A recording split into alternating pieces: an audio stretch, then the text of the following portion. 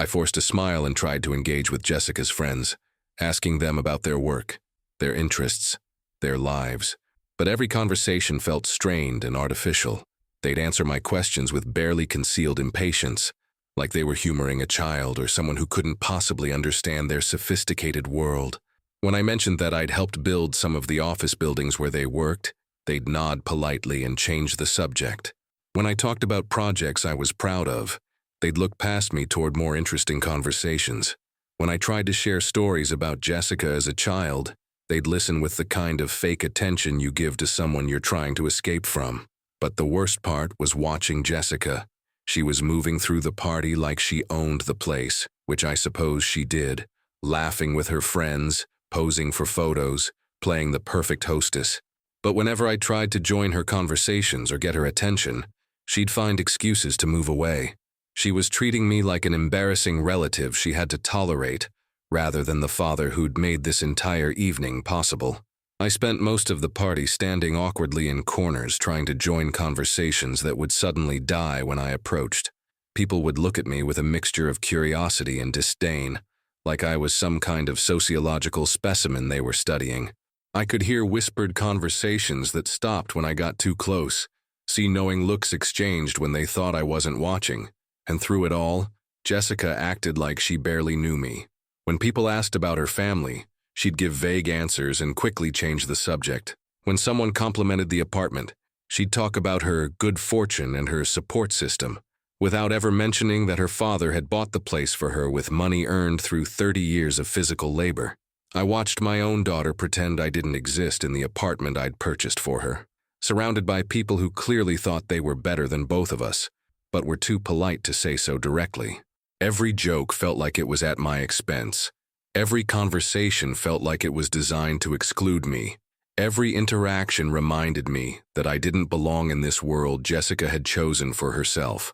About 2 hours into the party, I was standing in the living room trying to make conversation with a group of Jessica's colleagues, when one of them, a woman in her late 20s with an expensive handbag and perfect makeup, asked about the apartment. "This place is amazing, Jess," she said, gesturing around I sold my daughter's apartment after she humiliated me. You know, they say blood is thicker than water, but sometimes I wonder if that's just something we tell ourselves to justify putting up with family members who treat us like garbage. My name is Marcus, and I'm about to tell you a story that might make you question everything you think you know about unconditional love and family loyalty. This is the story of how my own daughter, Jessica, humiliated me in the worst possible way in front of a room full of strangers, and how I made sure she learned that actions have consequences in the most unforgettable way possible. But before I dive into the heart of this story, I need you to understand something about me. I'm not a vindictive person by nature. I'm not someone who holds grudges or seeks revenge for petty slights. I've spent my entire life trying to be a good man, a good father, and a good example for my daughter. What I'm about to tell you isn't about revenge for the sake of revenge. It's about teaching someone you love that respect isn't optional, even within family. Let me start by giving you some background because context matters in a story like this. I'm 52 years old, been working in construction for over 30 years. Started when I was 18, right out of high school, working for a small company that built residential homes. Worked my way up from carrying lumber and mixing concrete to becoming a project supervisor. I'm not rich, never will be, but I've worked my ass off to provide for my family, and I take pride in that work. Construction isn't glamorous. You get up before dawn, you work in all kinds of weather, your hands get permanently stained with dirt and calluses, and your back aches every night when you come home. But there's something satisfying about building something from nothing, about taking a pile of materials and turning it into someone's dream home. I've built houses that families have lived in for generations, schools where kids learn and grow, offices where people build their careers. That means something to me. My wife Sarah and I got married when we were both 22. She was working as a nurse at the local hospital, and I was just starting to make decent money in construction. We weren't wealthy, but we were happy.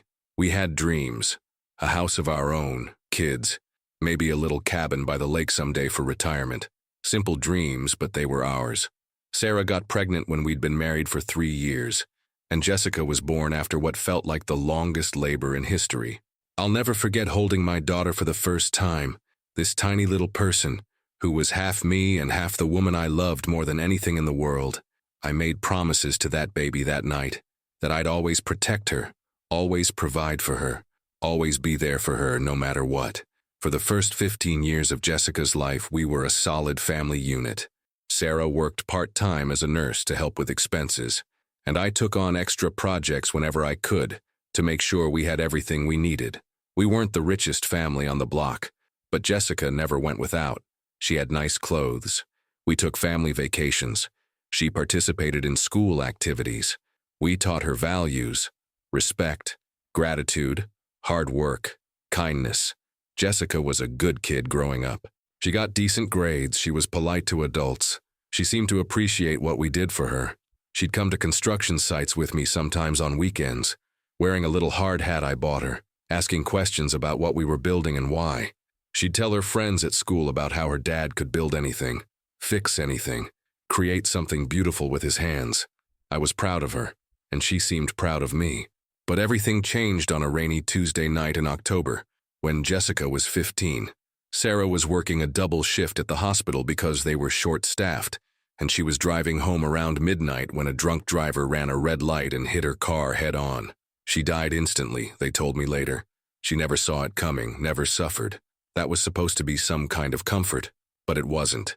I got the call at 2 in the morning from the police officer who found my business card in Sarah's purse. I had to wake up Jessica and tell her that her mother was never coming home. I'll never forget the sound she made when I told her. Not quite a scream, not quite a sob, but something in between that seemed to come from the deepest part of her soul. The funeral was a blur. Sarah's family came in from out of state. My construction crew showed up in their only suits. Jessica's teachers and friends filled the church. Everyone kept telling me how sorry they were, how Sarah was in a better place now, how I needed to be strong for Jessica. But all I could think about was how I was supposed to raise a teenage daughter by myself when I could barely hold myself together. After Sarah died, everything changed. Jessica became withdrawn, angry, sullen. Her grades dropped. She stopped participating in activities. She pushed away her friends. I didn't know how to help her because I was drowning in my own grief. I threw myself into work, taking on project after project, working 16-hour days just to avoid coming home to a house that felt empty without Sarah's laughter. And that's when I started making my first mistake. I felt guilty about working so much, about not being able to fix Jessica's pain, about somehow failing as a husband because I couldn't protect Sarah from that drunk driver. So I started overcompensating. I gave Jessica everything she wanted, no questions asked. New clothes, expensive electronics, a car the day she turned 16. I thought if I could just give her enough stuff, maybe it would make up for losing her mother. Maybe it would make up for all the ways I was failing as a single father. Jessica seemed to appreciate it at first. She'd hug me and thank me and tell me I was the best dad in the world. But looking back now, I realized she was just learning that material things could fill emotional voids, at least temporarily. I was teaching her that love could be bought, that problems could be solved with money, that she deserved nice things just for existing rather than for earning them. As Jessica got older, the dynamic between us started to shift in ways I didn't recognize at the time. She became more demanding, less grateful. When she wanted something, she expected me to provide it immediately. If I hesitated or suggested she save up for something herself, she'd get upset and remind me of everything she'd lost when her mother died. She learned to weaponize my guilt, and I let her do it because I didn't know how to be both a mother and a father to a grieving teenage girl. When it came time for college, Jessica had her heart set on an expensive private university 3 hours away. The tuition alone was more than I made in a year, but she'd applied early decision and gotten accepted, and she was excited about it for the first time since her mother died. So I figured out how to make it work. I took out loans, I worked extra jobs, I cashed in my retirement savings. For 4 years, I basically worked myself to the bone to pay for Jessica's education. During college, Jessica started changing in ways that should have been warning signs, but I was so focused on providing for her that I missed them. When she came home for holidays, she'd make comments about our house being small, our neighborhood being boring, our lifestyle being limited. She started using words and phrases I didn't understand, talking about concepts and ideas that seemed designed to make me feel stupid and unsophisticated. She'd bring friends home occasionally, and I could see them looking around our modest house with barely concealed disdain. These were kids from wealthy families who attended the same expensive school I was bankrupting myself to pay for, and they clearly thought they were slumming it when they visited us. Jessica never corrected their assumptions or defended our family. She just laughed along with their subtle insults and seemed embarrassed by everything that had once made her proud. But I told myself this was normal. She was growing up, getting educated, expanding her horizons. Of course, she'd outgrow her small-town upbringing. I was proud that she was becoming sophisticated and worldly, even if it meant she was growing away from me. When Jessica graduated with her marketing degree, she got a job with a mid-level firm in the city about 2 hours away. Good starting salary, benefits, opportunities for advancement. She was excited about starting her career and her new adult life, and I was proud of her for landing the job. But then came the conversation about where she was going to live. "Dad," she said over dinner during her last week at home, "I've been looking at apartments in the city and everything decent is so expensive. Like really expensive. I'm going to need help with a security deposit and first month's rent, and probably ongoing help with the monthly payments until I get established." I'd already planned to help her with moving expenses, but what she was describing sounded like a much bigger financial commitment. "How much help are we talking about?" I asked. She pulled out her phone and showed me listings for apartments she'd been looking at. The cheapest one was still more per month than my mortgage payment. "I know it seems like a lot," she said, "but these are the neighborhoods where young professionals live. I can't exactly show up to client meetings if I'm living in some sketchy area across town." That's when she suggested something that, looking back, I should have seen as a red flag. "Actually," she said, "I've been thinking about this, and it might make more sense for you to buy me a place instead of throwing money away on rent. Like, as an investment. You could put it in your name for tax purposes, and then when I'm more established in my career, I could buy it from you, or we could sell it, and split the profits." The way she presented it made it sound so logical, so financially sensible. And the truth was, I liked the idea of Jessica having a stable, safe place to live in the city. I liked the idea of giving her a foundation to build her adult life on, so I agreed to look at places with her. We spent the next weekend touring apartments, and Jessica had very specific ideas about what she wanted. It had to be in the right neighborhood, it had to have certain amenities, it had to be the kind of place that would impress her colleagues and friends. We looked at probably 15 different places before she found the one she loved. It was a beautiful 2-bedroom apartment in one of the nicer neighborhoods downtown, with hardwood floors, granite countertops, stainless steel appliances, and a balcony with a view of the city skyline. The asking price was $195,000, which was more money than I'd ever seen in my life, let alone spent on a single purchase. "This is it, Dad," Jessica said, spinning around in the empty living room with her arms outstretched. "This is perfect. Can you imagine how great this is going to look once it's furnished? And the location is amazing. I can walk to work, there are great restaurants and shops nearby, and all the young professionals in the city want to live in this area."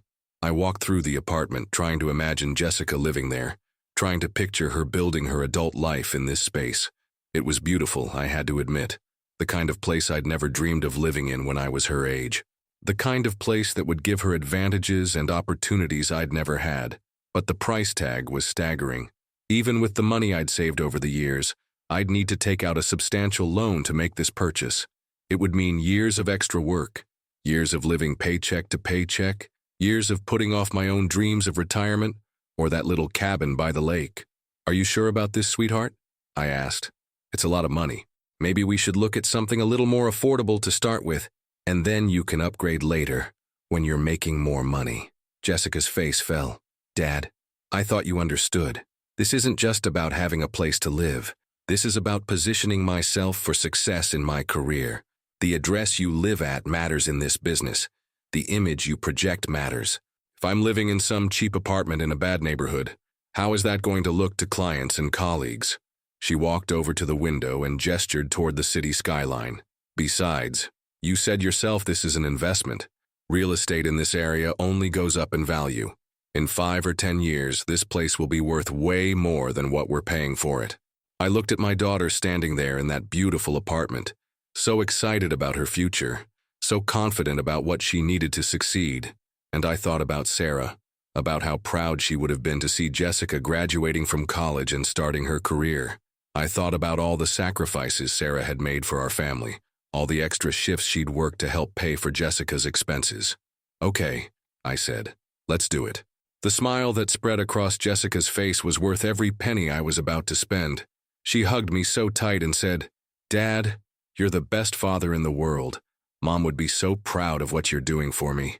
The next few weeks were a whirlwind of paperwork, inspections, loan applications, and closing preparations. I had to provide more financial documentation than I'd ever imagined existed, and there were moments when I wasn't sure we'd qualify for the mortgage. But somehow, everything came together, and on a sunny Friday morning in July, I signed papers that made me the owner of a 2-bedroom condominium in downtown. I spent the next month helping Jessica move in and get settled. We painted the walls, assembled furniture, hung pictures, arranged and rearranged everything until it was perfect. I installed shelves and fixed minor issues, drawing on 30 years of construction experience to make sure everything in her new home was exactly right. During those weeks, I felt closer to Jessica than I had since she was a little girl. We worked side by side on projects. We talked about her hopes and dreams for her career. We planned how she'd decorate different rooms. She seemed genuinely grateful for what I was doing, genuinely excited about the future I was helping to provide for her. "I promise I'll take good care of this place, Dad," she said on the day we finished setting everything up. "And I promise I'll make you proud. I'm going to work so hard and be so successful that you'll never regret this investment." I believed her. Looking around that beautiful apartment, seeing how happy and confident Jessica looked, I felt like I'd made the right decision. I felt like I'd honored Sarah's memory by giving our daughter every possible advantage in life. For the first few months, things seemed to be going exactly as we'd hoped. Jessica would call me regularly to tell me about her job, her new colleagues, the projects she was working on. She seemed to be adapting well to city life and professional responsibilities. She'd invite me over for dinner occasionally, and I loved seeing how comfortable and confident she looked in her new environment. The apartment was perfect for entertaining, and Jessica started having people over regularly. Colleagues from work, friends she'd met in the city, people from her college who had also moved to the area for their careers. I was happy that she was building a social network and establishing herself in her new community. But as time went on, I started noticing subtle changes in Jessica's behavior and attitudes. The phone calls became less frequent and more perfunctory. When I'd suggest getting together, she always seemed to have other plans. Work events, social obligations, networking opportunities. I understood that she was busy building her career and her social life, but I started to feel like I was becoming less important to her as other things took priority. When I did visit the apartment, I'd notice things that made me slightly uncomfortable.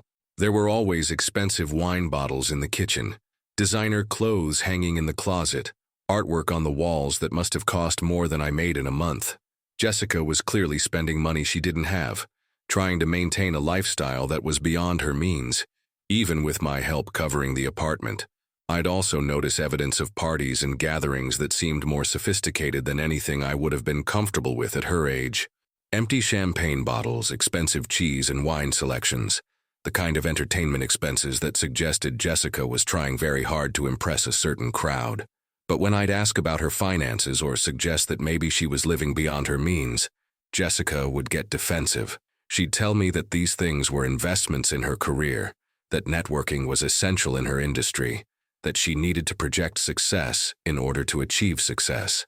She'd remind me that the apartment was appreciating in value and that she was building equity for both of us. I tried to be understanding. I reminded myself that I didn't understand the professional world Jessica was navigating, that maybe things really were different in her industry. I told myself that she was smart and capable, and that I should trust her judgment about what she needed to succeed. Looking back, I can see that this was when Jessica started becoming embarrassed by her background and by me. It was subtle at first. She'd change the subject when I talked about work. She'd make excuses when I offered to help with projects around the apartment. She'd seem uncomfortable when I'd mention family history or memories of her mother. I started to feel like Jessica was creating two separate versions of herself, the professional, sophisticated city dweller that she showed to her colleagues and friends, and the small-town girl with the blue-collar father that she was increasingly trying to hide. I told myself this was normal, that everyone reinvents themselves to some degree when they start their adult lives, but the signs were becoming harder to ignore. When Jessica would mention me to people, it was always in vague terms. She'd talk about family support, rather than specifically mentioning her father. She'd describe her background as middle class rather than working class. She'd avoid specifics about what I did for a living or where we were from. I found out about this indirectly, through casual comments Jessica would make about conversations she'd had with colleagues or friends. Someone at work was talking about their family, she'd say, and I mentioned that I have family support for my living situation. Or a friend was asking about my background, and I told them I grew up in a suburban area outside the city. These weren't exactly lies, but they weren't the whole truth either. And I started to realize that Jessica was ashamed of the specifics of her background, ashamed of having a construction worker for a father, ashamed of coming from a working-class family, ashamed of the fact that her success was built on my labor and sacrifices rather than her own achievements. This realization hurt more than I wanted to admit. I'd spent years working extra jobs and going without, so that Jessica could have opportunities I'd never had. I'd taken out loans and depleted my savings to buy her an apartment in the city. I'd supported her dreams and ambitions without question, and in return she was pretending I didn't exist, or at least that I wasn't the man I actually was. But I told myself that this was probably just a phase. Jessica was young and trying to establish herself in a competitive professional environment. Maybe she needed to distance herself from her background temporarily in order to fit in and succeed.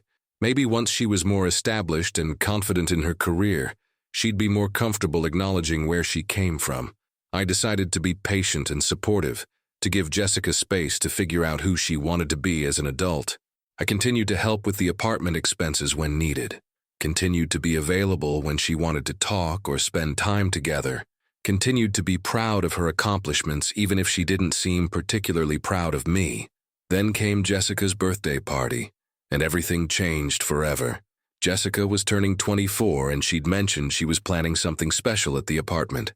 She'd been talking about it for weeks, how she was inviting people from work and some friends from college, how she was planning to cater it, how excited she was to show off her place to people who hadn't seen it yet. When I asked if I could come, there was a long pause on the phone. I could almost hear her calculating whether my presence would fit with the image she was trying to project to her friends. Finally, she said, "Sure, Dad, but it's going to be mostly people from work and college friends. Young professionals, you know. You might feel a little out of place." I should have taken that as a warning sign, but I was just happy to be invited. I was excited to meet the people Jessica worked with, to see her in her element, to celebrate my daughter's birthday in the apartment I'd bought for her. I went out and bought her a beautiful necklace, a delicate gold chain with a small pendant that had belonged to her mother. It was something Sarah had worn regularly, something that had meant a lot to her, and I thought Jessica would appreciate the sentimental value. I also picked up a bottle of good wine and got dressed up in my best clothes, a shirt Jessica had bought me for Christmas, dress pants I usually only wore to church, and shoes I'd polished until they gleamed. I wanted to make a good impression on Jessica's friends, wanted her to be proud to introduce me as her father. The drive to the apartment took about an hour, and I spent the whole time feeling nervous and excited. I rehearsed conversations in my head, thinking about what I'd say when people asked what I did for a living, how I'd describe my relationship with Jessica, what stories I might share about her childhood if the opportunity arose. When I got to the apartment building, I could hear music and voices from the street. Jessica's place was on the 3rd floor, and as I climbed the stairs, the sounds got louder and more distinct. I could hear laughter, clinking glasses, the kind of animated conversation that happens when people are having a good time. I knocked on the door, and after a moment, Jessica answered. She looked beautiful, wearing a black dress I'd never seen before, her hair styled in a way that made her look older and more sophisticated, makeup applied with a professional touch. But when she saw me, her smile faltered for just a second before she forced it back into place. "Dad," she said in an overly bright voice, "you made it. Come in, come in." The moment I walked into the apartment, I knew I'd made a mistake. The place was packed with people I'd never seen before. mostly young professionals in expensive clothes, holding craft cocktails in elegant glassware, speaking in that particular tone that people use when they're trying to sound more important and sophisticated than they actually are. The apartment had been transformed for the party. Jessica had hired caterers who were serving elaborate hors d'oeuvres on silver trays. There was a bar set up in the corner with a professional bartender mixing cocktails. The lighting had been dimmed and replaced with strategically placed candles and ambient lighting that made everything look like a scene from a magazine.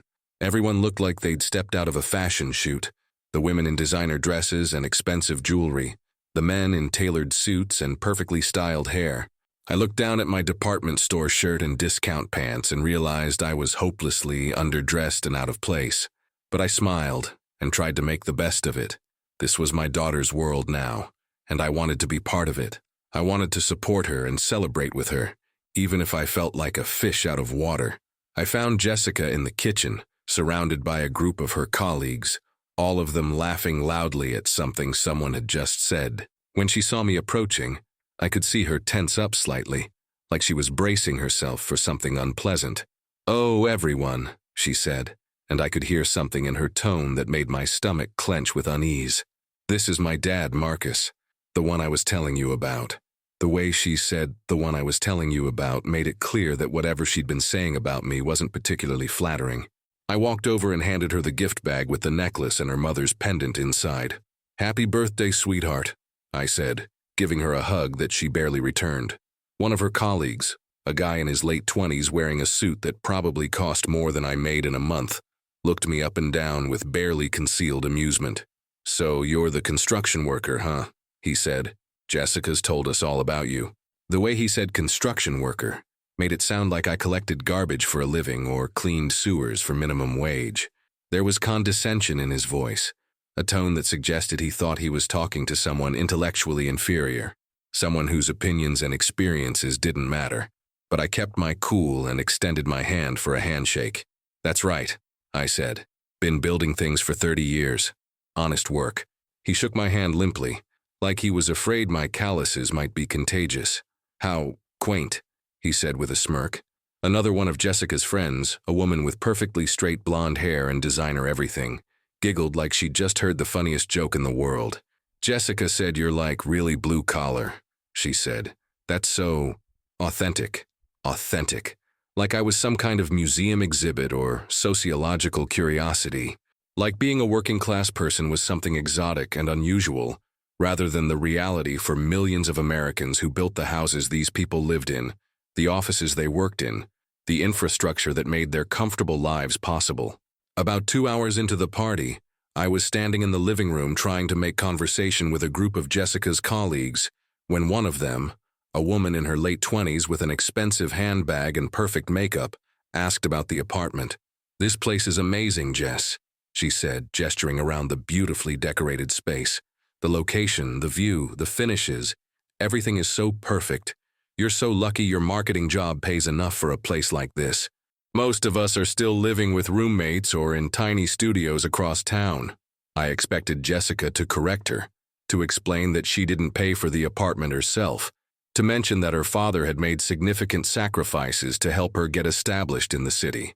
Instead, Jessica laughed and took a sip of her cocktail. "Oh, I didn't buy this place," she said with a casual wave of her hand. "My sugar daddy did." The group erupted in laughter like it was the funniest joke they'd ever heard. People were almost choking on their drinks, wiping tears from their eyes, slapping Jessica on the back for her wit and humor.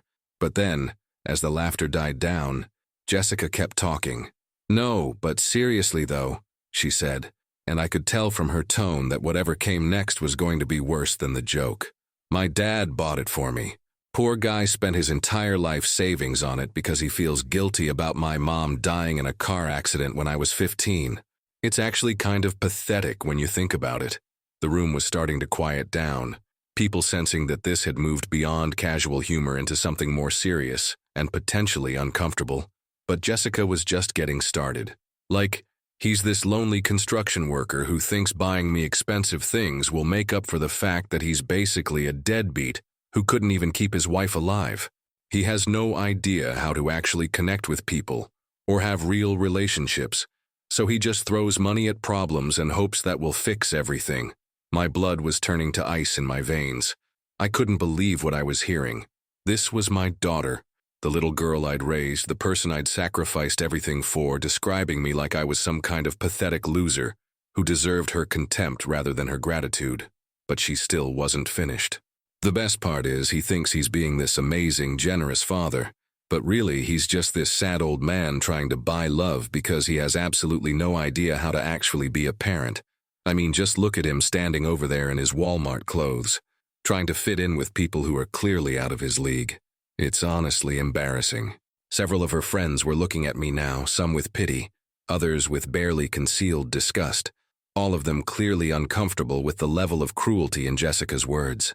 And Jessica, my own flesh and blood, was basking in their attention, loving every second of humiliating the man who'd given her everything. Like, I love him and everything, she continued, but he's just so limited. He doesn't understand my world. He doesn't get my career. He can barely hold a conversation with educated people. Sometimes I wonder what my mom saw in him, you know? She was smart and sophisticated, and he's just not. The room had gone completely silent now. Even the music seemed quieter, like the universe itself was holding its breath. I stood there for what felt like an eternity, watching my daughter destroy me for the entertainment of people who probably wouldn't even remember her name in 5 years. I thought about all the nights I'd worked late to pay for her college tuition. I thought about the retirement savings I'd cashed in to buy this apartment. I thought about the loans I'd taken out, the sacrifices I'd made, the dreams I'd given up, so that Jessica could have opportunities I'd never had. I thought about Sarah, about how proud she would have been to see Jessica graduate from college and start her career. I thought about how ashamed she would be to hear our daughter speaking about her father this way, turning his love and sacrifice into a punchline for people who didn't deserve to hear it. And I thought about that 15-year-old girl who'd cried in my arms the night her mother died, who'd promised she'd always love me no matter what, who'd sworn that we'd get through everything together because we were family. Where had that girl gone? When had she been replaced by this cruel stranger who could stand in an apartment I'd bought for her and mock the man who'd made it all possible? Without saying a word, I set down the drink I'd been holding and walked toward the door. I heard Jessica call out behind me, "Dad, Dad, where are you going?" But I didn't turn around. I couldn't look at her anymore. I couldn't stand in that room for another second listening to the woman I'd raised treat me like garbage for the amusement of people who thought they were better than us both. I walked out of that apartment and got in my truck, and I sat in that parking lot for what felt like hours, crying like I hadn't cried since Sarah's funeral. My whole body was shaking with grief and rage and disbelief. How had this happened? How had the little girl who used to be proud of her construction worker father turned into someone who was ashamed of everything I represented? But as the tears dried and the shock wore off, something else took their place. A cold, calculating anger that started in my chest and spread through my entire body. My daughter had just eviscerated me in front of a room full of strangers. And for what? To seem cool? To fit in with people who clearly thought she was beneath them too? To prove that she was sophisticated enough to mock her own father? I started my truck and drove home, but I didn't sleep a wink that night. I kept replaying Jessica's words over and over in my head. Poor guy spent his entire life savings. Pathetic. Deadbeat who couldn't even keep his wife alive. Sad old man trying to buy love. Embarrassing. Every word felt like a knife twisting in my chest. But more than that, every word felt like a betrayal of everything I thought we meant to each other. I'd given Jessica everything I had to give. My time, my money, my love, my support, my dreams for the future. And she'd repaid that sacrifice by turning me into a joke for people who didn't even respect her enough to defend her when she wasn't around. By the time the sun came up, I'd made a decision. Not out of spite or revenge, but out of a need to teach my daughter a lesson she'd apparently never learned. That actions have consequences. That respect isn't optional even within families. And that the people who love you most deserve your gratitude, not your mockery. The next morning, I called my lawyer, Jim Patterson, who'd been handling my legal affairs for over a decade. Jim had helped me with the mortgage paperwork for the apartment, so he knew the details of the purchase and the ownership structure. "Jim," I said when he answered the phone, "I need to ask you about something important." If I buy someone a house or apartment and the deed and mortgage are in my name, can I sell that property without their permission? There was a long pause on the other end of the line. Well, Marcus, he said slowly, if the property is legally in your name and you're the sole owner according to the deed, then yes, you absolutely have the right to sell it. But this sounds like there might be more to the story here. What's going on? I spent the next 20 minutes explaining what had happened at Jessica's birthday party, describing her words in detail, telling Jim about how she'd mocked me and humiliated me in front of her friends. By the time I finished, Jim was quiet for a long time. Marcus, he said finally, I've known you for a long time, and I've never seen you act out of spite or malice. But what you're describing, this is your daughter we're talking about. Are you absolutely sure you want to go down this road? Because once you sell that apartment, there's no going back. Your relationship with Jessica will never be the same. Jim, I said, my daughter stood in front of a room full of people and called me a pathetic deadbeat who couldn't keep his wife alive. She said I was embarrassing and that I'm trying to buy love because I'm too sad and pathetic to connect with people. She did this in the apartment I bought for her with money I earned, breaking my back for 30 years, money I borrowed against my future, money that represented every sacrifice I've made since her mother died. So yes, I'm sure. Jim sighed deeply. Okay, Marcus. If that's what you want to do, I'll start the paperwork immediately. The property market is strong right now, so we should be able to find a buyer quickly if we price it right. But I want you to think about this for a few more days before we proceed. Make sure this is really what you want to do. Jim, I said, after what she did last night, I'm not sure we have a relationship worth preserving. She's made it clear how she really feels about me, so maybe it's time I stopped pretending that her feelings might change. That same day, I contacted a real estate agent who specialized in quick sales in the downtown area. I explained that I needed to sell the apartment as soon as possible, and that I was willing to price it competitively to ensure a fast sale. She came out that afternoon to look at the property and take photos for the listing. This is a beautiful place, she said, walking through the rooms that Jessica and I had furnished together just 2 years earlier. Great location, excellent condition, all the amenities that young professionals want. If we price it right, I think we can have it sold within a week or two. We listed the apartment at a price that was slightly below market value but would attract serious buyers quickly. I wanted Jessica to understand that actions have consequences, and I wanted those consequences to be swift and undeniable. I didn't want to give her time to apologize or make excuses or try to manipulate me into changing my mind. Over the next few days, while the apartment was being shown to potential buyers, Jessica called me twice. Both times she acted like nothing had happened at the birthday party. She chatted casually about work, asked how I was doing, told me about some project she was working on, made small talk like she hadn't just destroyed me in front of a room full of strangers a few days earlier.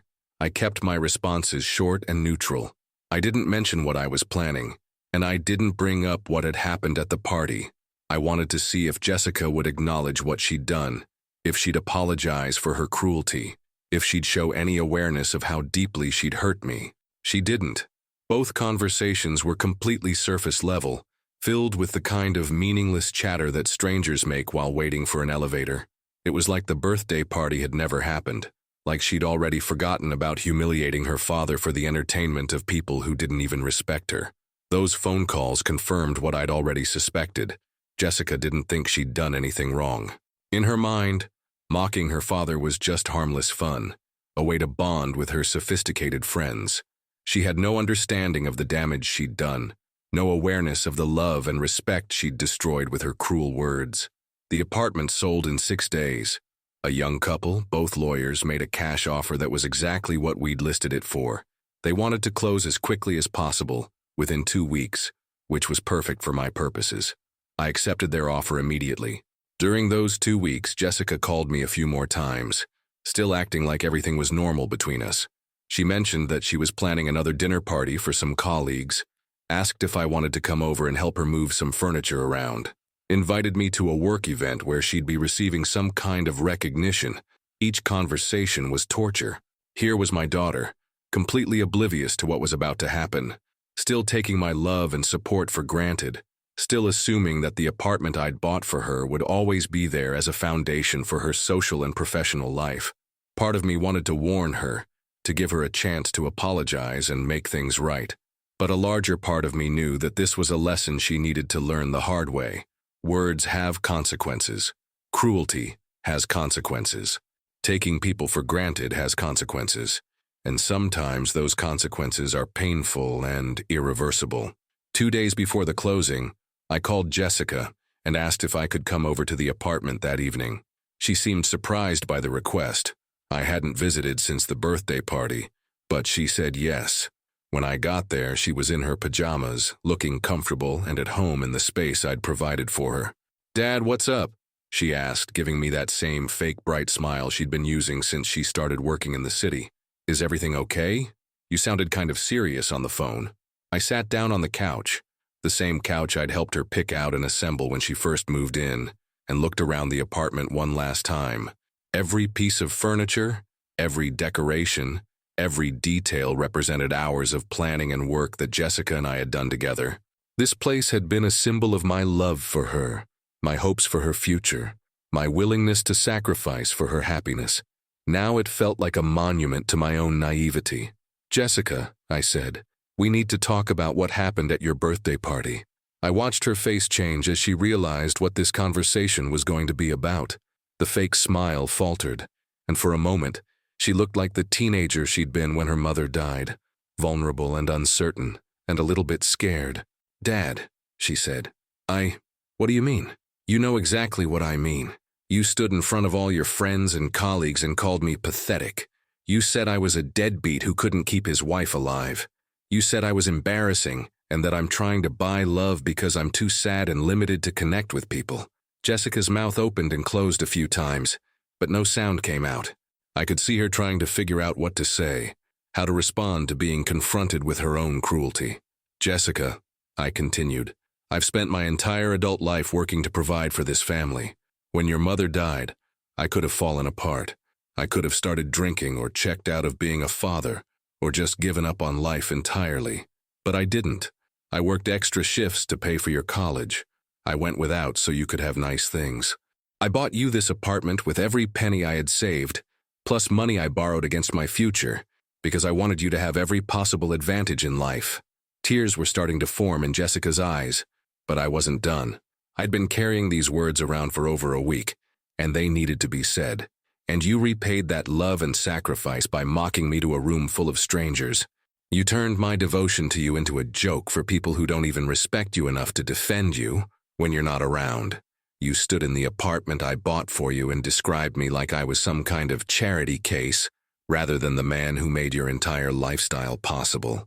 "Dad, I'm so sorry," she whispered. "I don't know why I said those things.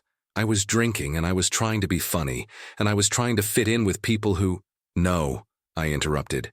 "You said those things because that's what you really think of me. You're embarrassed by your blue-collar father. You're ashamed that you come from a working-class family. You'd rather pretend I'm some kind of pathetic sugar daddy than acknowledge that I'm a man who worked his ass off to give you opportunities he never had." Jessica was crying now, but I felt nothing. The hurt had hardened into something cold and final, something that couldn't be melted by tears or apologies or promises to do better. "I didn't come here tonight to listen to your excuses," I said. "I came here to tell you that I sold the apartment. The closing is tomorrow afternoon." The words hit her like a physical blow. She actually stumbled backward, gripping the back of a chair to steady herself. "You, what?" "I sold it. Cash sale to a young couple. The new owners take possession next week. But Dad, this is my home. All my stuff is here. My lease on my previous place expired. I have nowhere to go. You have a job. You have friends with their fancy apartments and their expensive clothes. I'm sure one of them will let you crash on their couch until you figure something out. Or maybe you can move in with that sugar daddy you joked about." Jessica was sobbing now. "Dad, please. I'll do anything. I'll apologize to everyone. I'll tell them how wrong I was. Please don't do this." I stood up and walked toward the door. "Jessica, I want you to understand something. I didn't do this out of spite. I did this to teach you a lesson about respect and gratitude. You treated me like I was nothing, so I'm treating this gift like it was nothing." "But where am I supposed to live?" she cried. "That's not my problem anymore. You're a smart, college-educated woman with a good job. Figure it out." I paused at the door and turned back to her. Your mother would be ashamed of what you've become. She raised you to be kind and grateful and respectful. Instead, you've turned into someone who mocks the people who love her most, just to impress people who don't really care about her. Those were the last words I said to Jessica before walking out of that apartment for the final time. The closing went smoothly. I walked away with enough money to pay off the loan and put a decent amount back in my savings. But more importantly, I walked away with my self-respect intact. Now, I know some of you are probably thinking I'm a horrible father, that I should have forgiven her, that everyone makes mistakes, that I destroyed my relationship with my daughter over words spoken in anger. But here's the thing. They weren't words spoken in anger. They were Jessica's true feelings about me, revealed when she thought it was safe to express them. For months after I sold the apartment, Jessica tried to contact me. She called, texted, sent emails, even showed up at my house a few times. She apologized profusely, promised she'd changed, begged me to forgive her, but I wasn't ready to hear it. See, Jessica didn't just hurt my feelings that night. She revealed who she really was underneath all the love and support I'd given her. She showed me that despite everything I'd sacrificed for her, she viewed me as an embarrassment, a burden, someone to be mocked rather than cherished. During this time, I learned through mutual acquaintances what happened to Jessica after I sold the apartment. She had to move in with a coworker temporarily, then found a small studio apartment across town. She had to buy all new furniture, start over from scratch. Her friends from that party? Most of them disappeared when she was no longer the girl with the cool apartment where they could hang out. For about 6 months, we had no contact at all. But you know what? I felt better than I had in years. I started going out more, joined a bowling league, even started dating a woman named Linda who worked at the hardware store where I shop. Linda understood hard work and respected it. She didn't see my calloused hands as something to be ashamed of. Then, about 8 months after I sold the apartment, I got a letter in the mail. Not a text, not an email, but an actual handwritten letter. It was from Jessica. In that letter, she told me that losing the apartment had been the wake-up call she needed. She wrote about how she'd realized that the friends she'd been trying to impress weren't really friends at all. How she'd been so focused on fitting in with a crowd that looked down on her background that she'd lost sight of what really mattered. She wrote about how she'd always been proud of me growing up, how she used to brag to her childhood friends about how her dad could build anything, fix anything, create something beautiful with his hands. She said she didn't know when she'd started feeling ashamed of that, but she thought it was sometime in college when she started hanging around with people who measured worth by bank accounts and job titles rather than character and love. The letter was 12 pages long, and by the end of it I was crying again. But this time they weren't tears of hurt and anger. They were tears of hope. Jessica asked if we could meet for coffee, just to talk. No expectations, no demands for forgiveness, just a chance to start a conversation. She said she understood if I wasn't ready, but that she wanted me to know how sorry she was and how much she'd learned from the consequences of her actions. I thought about it for 2 weeks before I called her. We met at a small diner downtown, nothing fancy. Jessica looked different, older somehow, but also more like the girl I'd raised. She wasn't wearing designer clothes or trying to impress anyone. She just looked like my daughter. The conversation was awkward at first. We talked about safe subjects, work, the weather, how I was doing. But eventually, Jessica brought up that night. "Dad," she said, "I need you to know that what I said at that party wasn't who I really am. I was performing for people I thought I needed to impress, and I turned you into a punchline to make myself seem more interesting or sophisticated or whatever. It was cruel and wrong, and I've regretted it every single day since." I listened without interrupting. "Losing the apartment was the hardest thing I've ever been through," she continued, "but it was also the best thing that could have happened to me. It made me realize that I'd been living a lie, trying to be someone I'm not, and in the process, I'd hurt the person who loves me most in this world." She paused and wiped her eyes. "I don't expect you to forgive me right away, and I don't expect you to trust me again immediately, but I want you to know that I'm done trying to be someone I'm not. I'm proud to be Marcus Thompson's daughter. I'm proud that my father is a man who builds things, who works with his hands, who sacrificed everything to give me opportunities, and I'm ashamed that it took losing everything for me to remember that." We talked for 3 hours that day, really talked, like we hadn't in years. Jessica told me about her struggles after losing the apartment, but also about the things she'd learned about herself. She'd started volunteering at a local nonprofit that built homes for low-income families, and she said it reminded her of watching me work when she was little, of feeling proud that her dad could create something from nothing. I told her about Linda, about the bowling league, about how I'd been doing. I also told her how much she'd hurt me, but how proud I was that she'd learned from it instead of just feeling sorry for herself. That coffee meeting led to another, then dinner. Then Jessica started coming over on Sundays to help me with projects around the house, just like when she was a kid. It took time, months of rebuilding trust and proving that the lessons had really been learned. But slowly, we repaired our relationship. The difference was that now it was a relationship between two adults who respected each other. Jessica no longer took my love and support for granted, and I no longer enabled her bad behavior out of guilt over losing her mother. We both had to grow up, and in some ways what happened that night at her birthday party was the catalyst we both needed. A year and a half later, Jessica got a promotion at work, a real promotion, earned through hard work rather than politics or schmoozing. She called me first to share the good news before anyone else.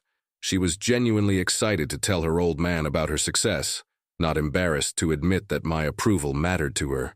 She'd also started dating a guy named David who was a high school teacher.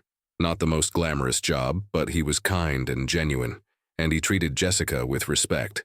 When she brought him over to meet me, the first thing he said was, "Mr. Thompson, Jessica's told me so much about you. She's really proud of the work you do." That's when I knew my daughter had really learned her lesson. Now, did I handle the situation perfectly? Probably not.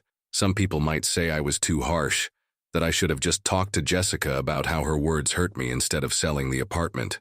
But here's the thing. Sometimes people need to face real consequences for their actions to understand the gravity of what they've done. If I'd just had a heart-to-heart with Jessica after that party, she would have apologized and promised to do better, but nothing would have really changed. She would have gone right back to being embarrassed by her blue-collar father and trying to impress people who didn't really respect her. It took losing something significant, the apartment that represented my love and sacrifice for her to truly understand what she'd thrown away with her cruel words. The apartment was just a building, but it represented something much deeper. It represented my love, my sacrifice, my hopes for Jessica's future. When she mocked me in front of her friends, she wasn't just hurting my feelings. She was rejecting everything that apartment represented.